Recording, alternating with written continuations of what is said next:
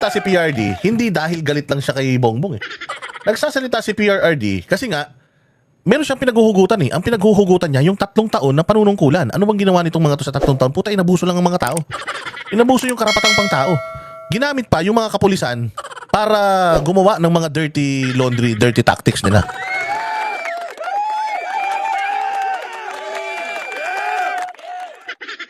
Oh, katulad nito, ha? Oh. Dali lang ha. Hello, hello, hello. Asan yung ano? Oh, ito katulad nito. Nitong ano na to. Nitong balita na to. Oh, paano mo masasabi na they are gearing towards dictatorship? Tingnan yung ginawa nito ni Torre. Tingnan nyo kung papaanong sa tingin ko ay inabuso ni Torre yung kanyang kapangyarihan. Hindi to gagalaw si Torre ng sarili lang niya. I don't think General Torre will act by himself. I don't think so. This person has always been a follower. Hindi ito ano. Hindi ito somebody na gagawa ng mga bagay-bagay sa sarili niya, yung proactive. I don't think so. Kaya pakinggan ninyo itong sasabihin ni Escobal dito kay kay Torre. Tingnan niyo kung anong ginagawa ni Torre para sa bayan. O tapos ngayon, sabihin niyo sa akin kung totoo ba yung sinasabi ni Pangulong Duterte that Bongbong Marcos is veering towards, ibig sabihin parang papunta na. Hindi ko naman sinasabi magiging ganun siya, pero papunta na siya dun. Sa mga nangyayari ngayon, ginagawa niya ngayon, pinapakita niya ngayon, papunta na siya dun. Patikos ang inabot ni Police Major General Nicolas Torre mula sa isang dating mataas na opisyal ng PNP. Sa halip daw kasi na atupagin nito ang mga tunay na banta at tagapaghasik ng kaguluhan sa bansa, ay mas pinipili nitong makisawsaw sa politika. Narito ang balita ni Paul Montebon. Isiniwalat ni retired Police General Fillmore Escobal ng PMA Sambisig Class 1991 ang umano'y lantarang pakikisangkot ni Torre sa politika. Sa halip na ituon ang atensyon sa tunay na banta sa bayan, ang CPP, NPA, NDF ayon kay Escobal, tila inaabuso ni Torre ang kanyang kapangyarihan habang nakapwesto sa pambansang pulisya, partikular na sa pagsupil sa mga kritiko ng administrasyong Marcos Jr. Ano, anong sabi dito ng isang PMA here, sa isang PNPA? To act without direct orders from higher authorities, he continues to initiate police operations designed to please his political masters.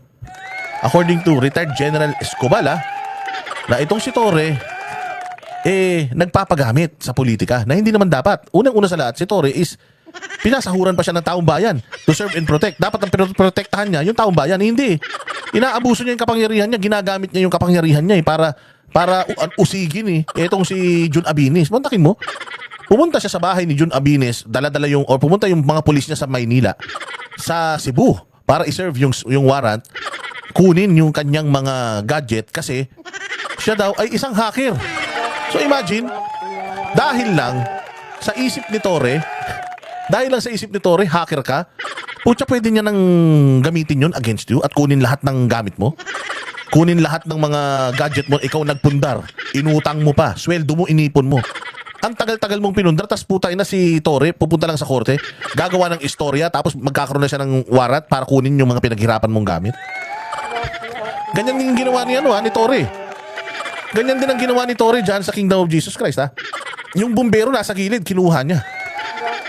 Yung mga sasakyan, pinagkukuha niya. Na hanggang ngayon, 2 heavy equipment, 2 bumbero yata yun. Hanggang ngayon, wala pa. Hindi pa niya paano kung magkasunog dyan sa Jose Maria College? Huwag naman sana, Lord. Pag nagkasunog dyan, paano ngayon papatayin ng mga taga Kingdom of Jesus Christ susunog kung pinagkukuha niya na yung mga bumbero, di ba? Ginawa na rin niya yan sa Kingdom of Jesus Christ. Ganun ang ginagawa niya. Kaya po siya.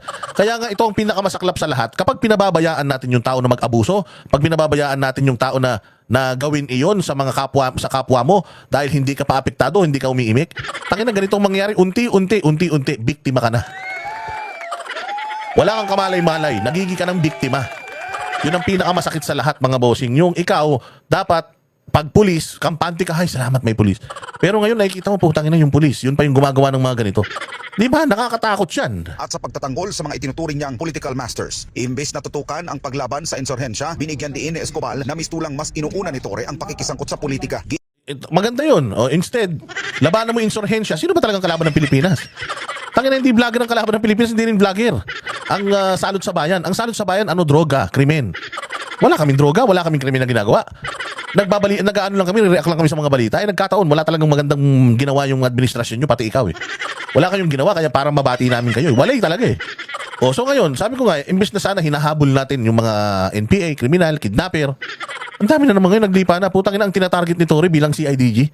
Ang tinatarget niya, mga normal na mga law-abiding citizen. Si Abilis. Naglalabas lang si Abinis ng kanyang salubin sa Facebook, tinatrabaho mo. Samantalang yung mga nagtutulak ng droga, yung mga kriminal, pumapatay ng mga anak, asawa, magulang, nang-hold up, pinapatay pa yung hold up, nire-rape pa. Ang ina yung mga nakakatakas ng matindi, hindi mo mahanap-hanap. Tapos etong mga walang kakwentang-kwentang bagay na to, kinuha mo pa yung mga computer ni Abinis, putang ina, paano kung yan ang source of income niya? O di inagawa mo pa siya at yung pamilya na ng panggastos. Di maling-mali kasi sir eh. Maling-mali po eh. Mantakin mo sir, ang ganda nung ginawa mo sa buhay mo, sa karir mo bilang isang pulis. Tapos putang ina, nagpabulag ka sa ganito. Mantakin mo magre-retire ka na next month. This month actually. Hindi pa, February pa eh. Magre-retire ka na sa March. Tapos puta, ito yung iiwanan mong legacy. Hindi ka na nga kagawapuhan. Ang pangit pa nung record na iiwanan mo. Ayusin naman natin sir. Protektahan nyo naman yung mga Pilipino, huwag nyo abusuhin. Di ba? Dapat ang pinoprotektahan nyo yung mga sibilyan, hindi yung putangin ng yan.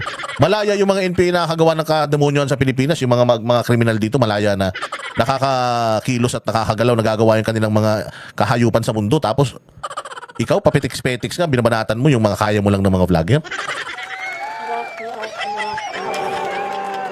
Klase ka.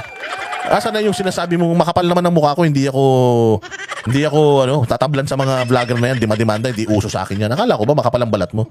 Bakit biglang nagbago ka parang si Presidente Marcos mo? Giit niya, ang CPP, NPA, NDF ay patuloy na lumalakas at pumapasok hindi lamang sa mga barangay, kundi pati sa mataas na antas ng gobyerno, kabilang na ang Kongreso. Dagdag pa ni Escobar, sa mga ginagawang aksyon ni Torre, hindi maikakaila na siya mismo ang nagdadala ng kahihiyan at kasiraan sa buong hanay ng PNP. Pinakahuling kontrobersiyang kinasasangkutan ni Torre ang pagsalakay ng CIDG operatives sa bahay ng kilalang political vlogger at digital content creator na si Ernest June Abines noong Pebrero. O bakit niya nagawa kay Abinis yan? Si Abinis wala pang network. Bago lang to eh. Bago pa lang to na nagpapahayag, bago pa lang to na naglalahad ng kanyang saloobin. Pero kinananan nila, pinutol na nila kagad. Bakit? May potential kasi magaling to eh. May potential to na maging tinik sa lalamunan nila. O kaya ngayon as early as now, talagang kinakatay na nila. O kita mo yan yung sinasabi natin na this government is veering towards dictatorship. Why? Ginagamit na nila resources ng Pilipinas, pulis ng Pilipinas, at kung ano-ano pang pag-aari ng Pilipinas para kitilin, para sikilin, para trabahuhin ng lahat ng mga kalaban nila sa politika. Maling-mali. Pero 22 taong 2025, inakusahan si Abines na umano'y pagpapakalat ng maling impormasyon at di umano'y pag-hack sa mga datos ng PNP. Giit ni Escobar, ang dapat sanang pagtuunan ng pansin ni Torre ay ang patuloy na pananamantala ng CPP, NPA, NDF sa kabataan para sa kanilang peking revolusyon na madalas nauuwi sa trahedya. Ayan o, yan ang hantingin mo, Torre, kung matapang ka. Yung mga yan, may hawak na baril, illegal yan, illegal possession of firearms. Meron pang gun ban, tapos may mga baril. Torre, yan ang sugurin mo. Yan ang hanapin mo, yung mukha mo, dan mo, diyan mo gamitin yung tapang mo sa mga yan, hindi yung sa mga pribado na tao. Laban namin sa'yo. May baril ka, kami wala. Gagawa-gawa ng kabulastugan.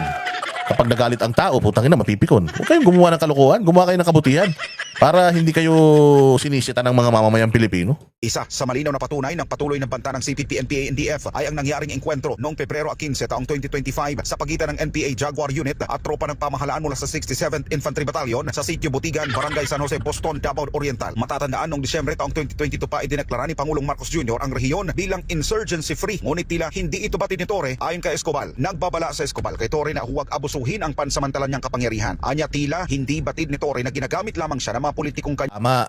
General Torre, makinig ka kay Fillmore Escobar.